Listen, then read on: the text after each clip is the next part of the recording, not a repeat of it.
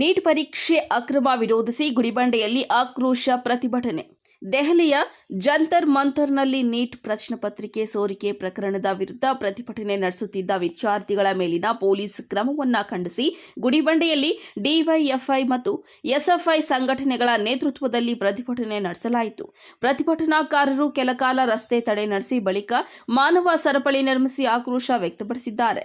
DYFI ಮುಖಂಡ ರಾಜಶೇಖರ್ ಮಾತನಾಡಿ, ಶಾಂತಿಯುತ ಪ್ರತಿಭಟನೆ ನಡೆಸುತ್ತಿದ್ದ ವಿದ್ಯಾರ್ಥಿಗಳ ಮೇಲೆ ಬಲಪ್ರಯೋಗ ನಡೆಸಿರುವುದು ಪ್ರಜಾಪ್ರಭುತ್ವದ ಮೌಲ್ಯಗಳಿಗೆ ವಿರುದ್ಧವಾಗಿದೆ ಎಂದು ಆರೋಪಿಸಿದ್ದಾರೆ. ನೀಟ್ ಪ್ರಶ್ನೆ ಪತ್ರಿಕೆ ಸೋರಿಕೆ ಪ್ರಕರಣದ ಕುರಿತು ಸಮಗ್ರ ತನಿಖೆ ನಡೆಸಿ ತಪ್ಪಿತಸ್ಥರ ವಿರುದ್ಧ ಕಠಿಣ ಕ್ರಮ ತೆಗೆದುಕೊಳ್ಳಬೇಕು ಎಂದು ಆಗ್ರಹಿಸಿದ್ದಾರೆ. ಮುಖಂಡ ರಮಣ ಮಾತನಾಡಿ, ನೀಟ್ ಪರೀಕ್ಷೆಯಲ್ಲಿನ ಅಕ್ರಮಗಳು ಲಕ್ಷಾಂತರ ವಿದ್ಯಾರ್ಥಿಗಳ ಭವಿಷ್ಯದ ಮೇಲೆ ದುಷ್ಪರಿಣಾಮ ಬೀರುತ್ತಿವೆ. ವಿದ್ಯಾರ್ಥಿಗಳಿಗೆ ನ್ಯಾಯ ದೊರೆಯುವವರೆಗೂ ಹೋರಾಟ ಮುಂದುವರಿಯಲಿದೆ ಎಂದು ಎಚ್ಚರಿಕೆ ಕೊಟ್ಟಿದ್ದಾರೆ. ಪ್ರತಿಭಟನೆಯಲ್ಲಿ ಎಸ್ಎಫ್ಐ, ಡಿವೈಎಫ್ಐ ಪದಾಧಿಕಾರಿಗಳು, ವಿದ್ಯಾರ್ಥಿಗಳು ಹಾಗೂ ಕಾರ್ಯಕರ್ತರು ಭಾಗವಹಿಸಿದ್ರು. ವರದಿ ಸತೀಶ್ ಬಾಬು, ಎ ನಂದಿ ಟಿವಿ, ಗುಡಿಬಂಡೆ. ಕೂಡಲೇ ಕೇಂದ್ರ ಸಚಿವ ಧರ್ಮೇಂದ್ರ ಪ್ರಭು ರಾಜೀನಾಮೆ ಮಾಡಲೇಬೇಕು.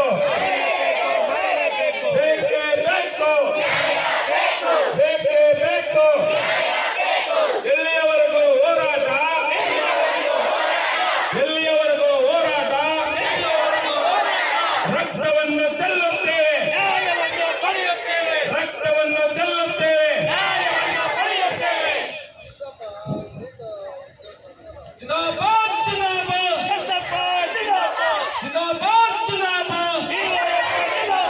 ಜಿಂದಾಬಾದ್ ಜಿಂದಾಬಾದ್. 20 ವಿದ್ಯಾರ್ಥಿಗಳ ಸಾವಿಗೆ ಕಾರಣವಾದ ಬಿಜೆಪಿ ಸರ್ಕಾರ ಈ ಕೂಡಲೇ ಧರ್ಮೇಂದ್ರ ಪ್ರಧಾನ್ ಈ ಕೂಡಲೇ ರಾಜೀನಾಮೆ ನೀಡಲೇಬೇಕು. ಧರ್ಮೇಂದ್ರ ಪ್ರಧಾನ್ ಈ ಕೂಡಲೇ ರಾಜೀನಾಮೆ ನೀಡಲೇಬೇಕು. 20 ವಿದ್ಯಾರ್ಥಿಗಳ ಸಾವಿಗೆ ಕಾರಣವಾದ ಬಿಜೆಪಿ ಸರ್ಕಾರಕ್ಕೆ ಹೇಳಿದ್ದಾರೆ. 20 ವಿದ್ಯಾರ್ಥಿಗಳ ಸಾವಿಗೆ ಕಾರಣವಾದ ಬಿಜೆಪಿ ಸರ್ಕಾರಕ್ಕೆ ಹೇಳಿದ್ದಾರೆ. ಸಂಸತ್ ಚಲೋ ಮಾಡುವಂತ ಸಂದರ್ಭದಲ್ಲಿ ವಿದ್ಯಾರ್ಥಿಗಳ ಮೇಲೆ ಪೊಲೀಸರು ಗೂಂಡಗಳಾಗಿ ವರ್ತನೆ ಮಾಡಿ ವಿದ್ಯಾರ್ಥಿಗಳನ್ನು ಪೊಲೀಸರು ಲಾಠಿಗಳಿಂದ ಹೊಡೆದು, ತಲೆಗಳನ್ನೆಲ್ಲ ಹೊಡೆದು ಅವರಿಗೆಲ್ಲ ಕೂಡ ಗಾಯಗಳನ್ನು ಮಾಡಿದ್ದಾರೆ, ಲಾಠಿ ಚಾರ್ಜ್ ಮಾಡಿದ್ದಾರೆ. ಅದು ಅಲ್ಲದೆ ಹೊಗೆ ಬಾಂಬುಗಳನ್ನು ಕೂಡ ಹಾಕಿದ್ದಾರೆ ವಿದ್ಯಾರ್ಥಿಗಳ ಮೇಲೆ. ನಾವು ಕೇಳ್ತಾ ಇದ್ದೀವಿ ಕೇಂದ್ರ ಸರ್ಕಾರಕ್ಕೆ, ನಿಮ್ಮ ನರೇಂದ್ರ ಮೋದಿ ಅವರು ಕೇಳ್ತಾ ಇದ್ದೀವಿ, ಅಮಿತ್ ಶಾ ಅವರಿಗೆ ಕೇಳ್ತಾ ಇದ್ದೀವಿ, ನಾವು ವಿದ್ಯಾರ್ಥಿಗಳು, ನಾವು ಭಯೋತ್ಪಾದಕರಲ್ಲ. ನಮ್ಮ ಹಕ್ಕು ಹೋರಾಟ ಮಾಡುವಂತ ಹಕ್ಕು. ನಾವು ಹೋರಾಟ ಮಾಡಬೇಕಾದ್ರೆ ನೀವು ನಮ್ಮ ಮೇಲೆ ಲಾಠಿ ಚಾರ್ಜ್ ಮಾಡಿ ನಮ್ಮ ಮೇಲೆ ಹೊಗೆ ಬಾಂಬುಗಳು ಹಾಕಿಸುವಂತ ಪರಿಸ್ಥಿತಿ ಏನಾಗಿತ್ತು ನಿಮಗೆ? 20 ದಿನಗಳ ಕಾಲ ಉಪವಾಸ ಸತ್ಯಾಗ್ರಹ ಮಾಡ್ತಾ ಇದ್ರೆ ಯಾವುದೇ ಕೇಂದ್ರ ಸಚಿವರಾಗಲಿ, ಕೇಂದ್ರ ಬಿಜೆಪಿ ಅವರಾಗಲಿ ಒಂದು ಮಾತುಕತೆ ಮಾಡಿಲ್ಲ ವಿದ್ಯಾರ್ಥಿಗಳ ಜೊತೆ.